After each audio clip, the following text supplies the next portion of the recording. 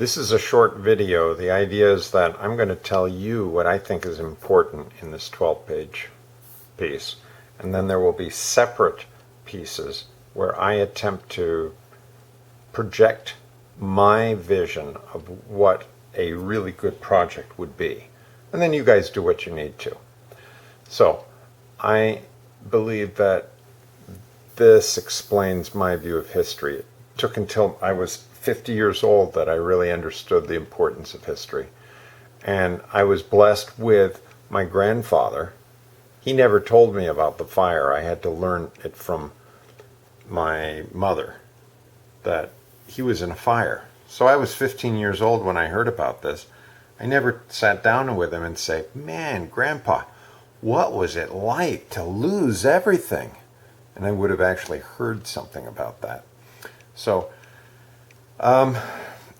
the letters that you have in front of you come from a collection he had somebody type 40 years later from his scrawlings. His handwriting was atrocious, so he had to actually explain to the secretary how to read them. So he had a sense of history that he needed to let future people know about what he was thinking when he was 24, 25 years old. So this is why you guys have an opportunity. You can go in your mind where I should have been. That's me at the League of Nations. I retraced my grandfather's steps. He was there in 1924. I was there in 2009. My goodness, like 75 years later or something like this. 85 years later. And the big thing was that we can connect the dots. This is from Steve Jobs' speech. If you don't know Steve Jobs' speech, well, now you do. And now you should look at it. That's the guy in 1947. How did he get there? That's what I think we can track. Because I think there were two important events. He nearly lost his aunt Theodate Pope Riddle. That would be something you could, there's a bunch of stuff on the internet about that. She designed a school in Connecticut. I'll give you those tips. My feeling is if I highlight what I think is important, you're going to get in there and say, whoa, this is important, or this is more important. I mean, what was it like to survive the flu epidemic? And then go to university 2 years later, meet a Japanese guy, and in 1940, my grandfather, George, his brother, who's an engineer, they went on a beach trip in Tokyo. They went to visit his friend Takei, and let's go to the beach. And George was selecting landing sites. Let's take a picture of this one over here. This looks like a beautiful beach. Yeah, right.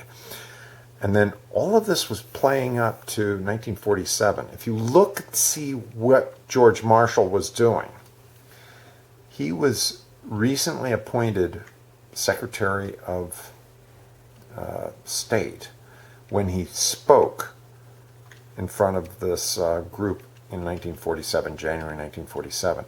And when you start looking into the history about what happened, right, when, on that, what do they call that thing, the Marshall Plan, that was announced in in June 1947. So the question is, how can we connect these dots? And then the end of this big long letter is just to make sure you've read Steve Jobs. I mean, that's an important thing. So I invite you to do some hits on guide on the side, just so that you have an idea of some of my educational philosophy.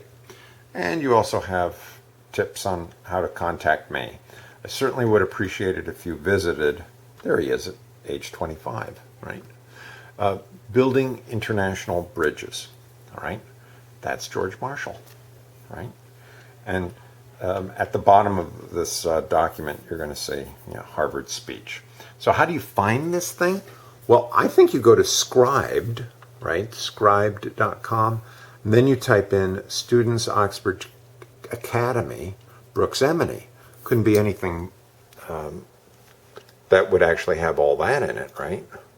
I'm guessing. I don't know. What do you do? Go to Scribed and you type students. Sorry to make you go through this. Oxbridge. Wonder how little you have to type in to find it. Academy. Maybe Brooks. Let's see if that's enough. Let's see if that pops it up. Maybe. Let's see. Yeah, there it is. Bam. So, we got my phone number, 954-646-8246. What's going to stop you from actually calling? My thought was, why do I even need to come up? If a bunch of you actually starts working on this, you could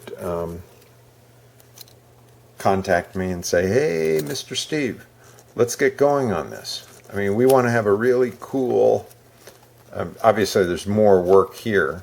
The pile of letters it covers up to 1965, so you really need to focus in on what your project's going to be. But we have several interesting letters. That there's the people-to-people era from 1956 to 65. That's one era of his life. And then obviously there's this 1924 to 28 League of Nations time. So I think those are two really important times. And then, 1947, that era, sort of 40 to 47. What was it like to be a father during that war, preparing for the post-war period? What was that like? So look forward to hearing your ideas of what we can do. 954-646-8246. My idea is when I show up, you guys are going to tell me what I said in this video and on that document there. I'm going to be asking you. You tell me, what do you find valuable in there? We can move the conversation along. In fact, just call me now and tell me. 954-646-8246.